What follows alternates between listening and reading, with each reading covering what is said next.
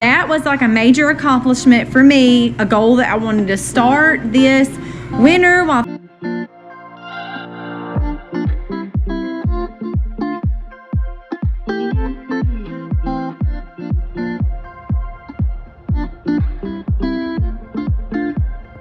What a pretty morning.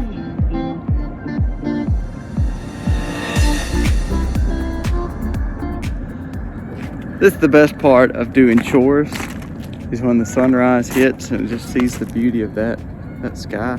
It makes you thankful for the animals that we do have, and the time we get to spend with them, and how they benefit us, to feed us and to take care of us like we take care of them now.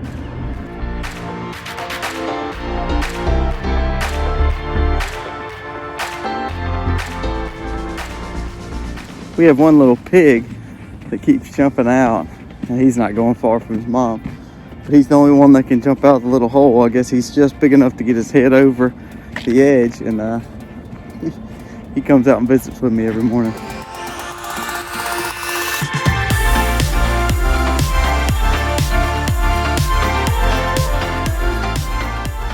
The pig force is working really good. We're fixing to break the American guinea hogs off into partitions because they're getting ready to have babies. When we grow our lard hogs, they're for lard for us, but we have about 150 pounds of lard that we've already gotten canned and in the freezer. But what we'll do with these pigs is we sell them because they become pets for a lot of people. It also helps pay for our food. So this is a sustainable agriculture for us to take care of our farm and take care of our feed bills for our conventional hogs. Now, we have slaughtered these off. We've slaughtered 4 now, and they do phenomenal meat. The meat quality on a heritage pig is unbelievable. However, I'm not gonna get a lot of the bacon that I want like a conventional hog or the pork chops, but they're providers for lard, for fats. That's oils for us because we can't grow certain things to provide oil and grease, so that lard becomes that for us, and the butter, of course, from the cow. So that allows us to be able to cook and have needs met that way. But these hogs are phenomenal because, again, they're more docile, and they end up being sold as pets more than anything, and people love them.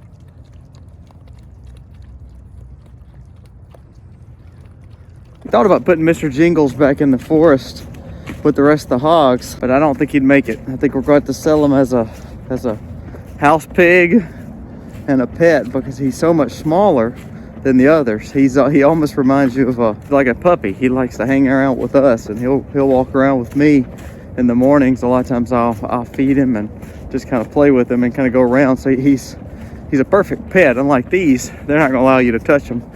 I just can't put Mr. Jingles in here and risk him getting hurt. That's the last thing we want to do, of course. We're gonna leave him by the house. As he gets older, we'll decide if we're gonna keep him as a pet, kind of like the gobbler we have walking around, or if we're gonna sell him as a pet because he is a phenomenal little pig. And he's growing off beautiful. He'll make a great hog one day for consumption, but he's just so much smaller than his brothers and sisters because he's not constantly on his mama nursing. We put a second bell in here to slow down the rotation. They kind of eat between these trees, and they still have done really well in here. It doesn't have a lot of manure on the ground. I actually have some green grass still growing in some areas. But we put a second bell in here to slow down the rotation to help maybe get some of the ryegrass up in this field over here behind the sheep.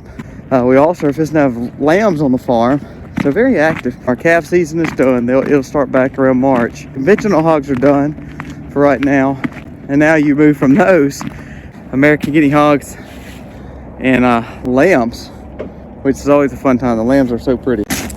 Sustainable farms, babies add stress to a farm. Having lambs, having piglets, having calves, it's so much easier than not having babies. But as a sustainable farm and to provide meat for 8 people, we want to keep that going to make sure that we're always taking care of our family with feeding us, but also being able to sell some of the animals to help cover feed bills and things like that. So that's what sustainability looks like on our farm. We have a male. We believe in male husbandry on the farm because without it, you wouldn't have babies, which ultimately allows you to have sustainability. So the ram, the bulls, the boar hogs, they're all doing really good. It's fun to see kind of where the farm has gone. Sometimes we'll go back and watch some of our old videos from 2 and 3 and 4 years ago, and to see how things have changed. shows we've put a lot of work in this farm. A lot of long days.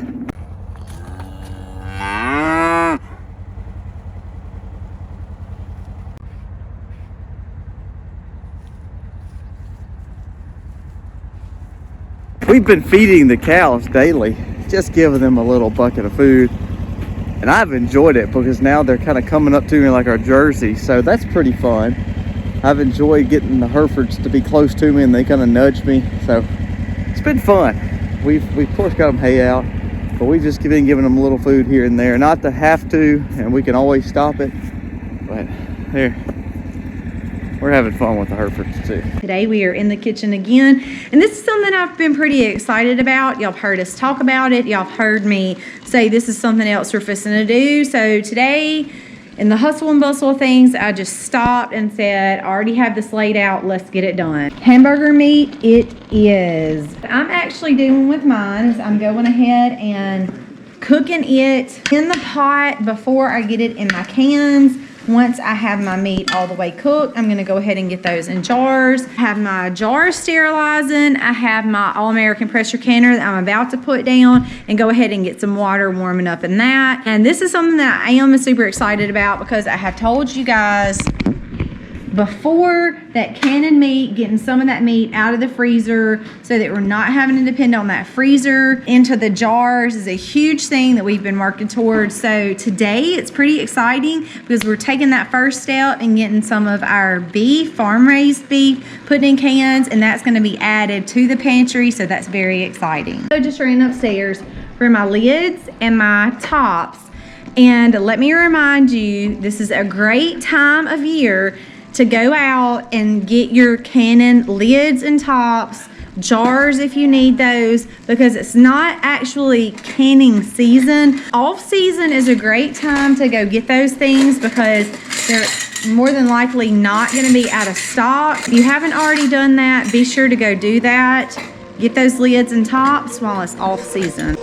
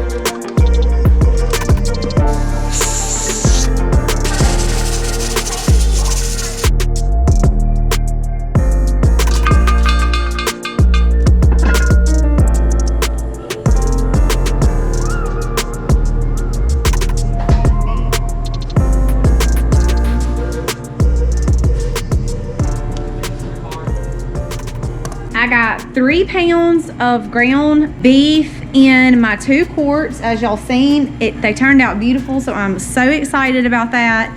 It was actually really easy to do. That was like a major accomplishment for me, a goal that I wanted to start this winter while things were garden season, canning and all that had kind of settled down. I really wanted to start on getting some of our meats out of the freezer and getting those in cans. So first step towards a major goal. That is an awesome thing. So in our freeze dryer, of course y'all know we still have been putting things in there, learning this. So this is actually, I have some homemade pasta.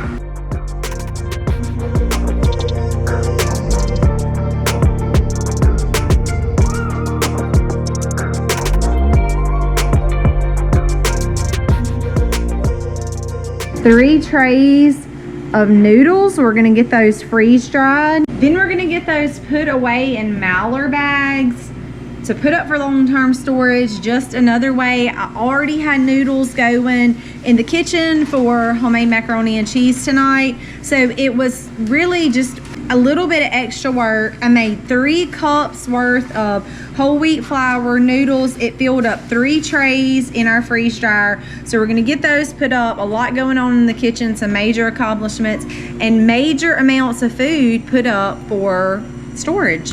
And if y'all have not checked out our pantry playlist and our pantry tour, y'all be sure to go check that out. I think that's something you really will enjoy.